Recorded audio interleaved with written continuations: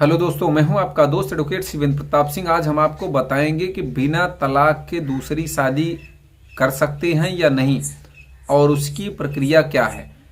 दूसरा सवाल ये है कि अगर आप के साथ इस तरह से शादी हुई है, ऐसे 13 ग्राउंड्स मैं बताऊंगा जिनके तहत आप अपनी शादी को शून्य घोषित करा सकते हैं।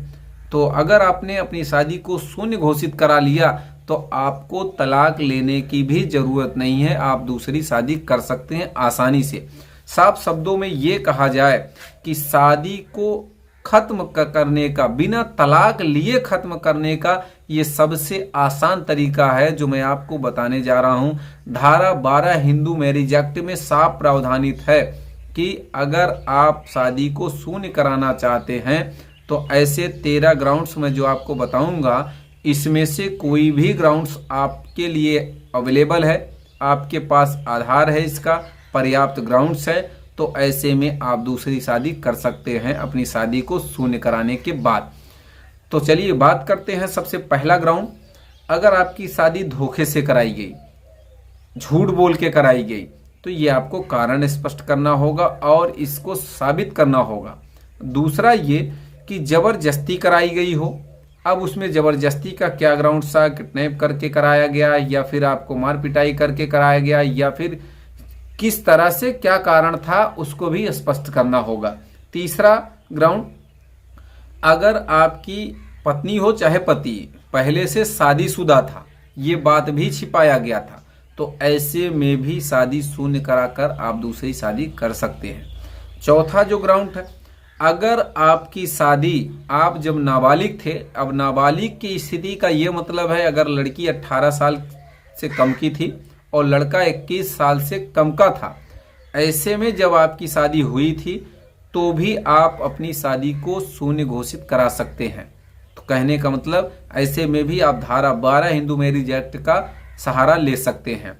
जो पांचवा ग्राउंड है, सबसे अच्छा ग्राउंड ये भी होता है कि अगर एक ही ब्लड रिलेशन में आपकी शादी कराई गई हो, यानी कि खास संबंध में अगर आपकी शादी कराई गई हो, तो भी आप अपनी शादी को शून्य घोषित करा सकते हैं।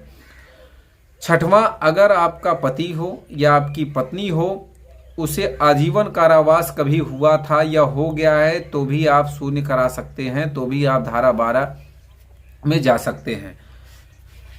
7 नंबर की बात करें कि अगर आपका पति या पत्नी जो भी है, दोनों की मैं बात कर रहा हूं, कि अगर साथ कोई क्रिमिनल केस चल रहा है, कोई भी क्रिमिनल केस में वो फंसा हुआ है, तो भी आप धारा 12 का सहारा ले सकते हैं।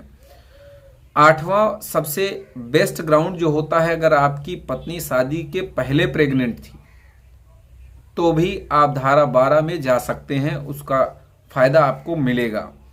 9वां बेस्ट ग्राउंड होता है कि अगर नशे की हालत में, यानी कि बेइंतहा नशा चाहे पति कर रहा हो चाहे पत्नी, तो भी आप धारा 12 में जा सकते हैं। अच्छा ग्राउंड है तलाक का, यूं कहा जाए कि भाई शादी को शून्य कराने का। तो आपकी शादी शून्य अगर घोषित हो गई तो तलाक की कोई ज़रूरत ही नहीं, सीधे आप दूसरी शादी कर सकते हैं। यानी कि यूं कहा जाए कि वो शादी किसी काम की नहीं जो आपने करी है। 10 नंबर की बात करी जाए,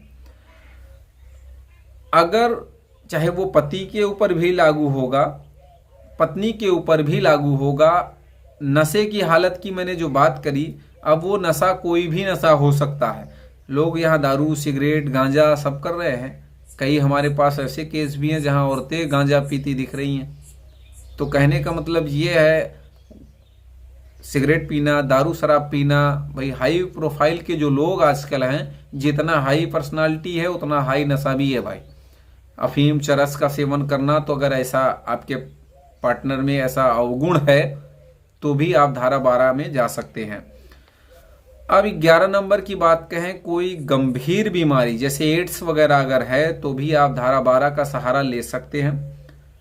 कोई दिमागी बीमारी है, यानी कि मेंटल डिसऑर्डर अगर है या विकृत चित्त व्यक्ति है, तो भी आप धारा 12 का सहारा ले सकते हैं। 13 नंबर की अगर बात करें तो अगर आपका पार्टनर फिजिकल रिलेशन बनाने में असमर्थ है तो ये सबसे बेस्ट ग्राउंड है आपके लिए कि सीधे धारा 12 में आप जा सकते हैं, आपको फायदा 100% मिलेगा। तो कहने का मतलब ये ऐसे 13 ग्राउंड्स हैं जिन्हें आप इस्तेमाल करके धारा 12 हिंदू मैरिज एक्ट के तहत आप अपनी शादी को शून्य घोषित करा सकते हैं। और अगर आपने अपनी शादी को शून्य घोषित करा लिया तो आपको तलाक लेने की ज़रूरत नहीं है, सीधे आप दूसरी शादी कर सकते हैं। तो उम्मीद करता हूँ, आशा करता हूँ आज की यह जानकारी आपको बेहद पसंद आई होगी। अगर जानकारी पसंद आई तो वीडियो को लाइक करें, शेयर करें, यूट्यूब चैनल को जरूर सब्सक्राइब करें।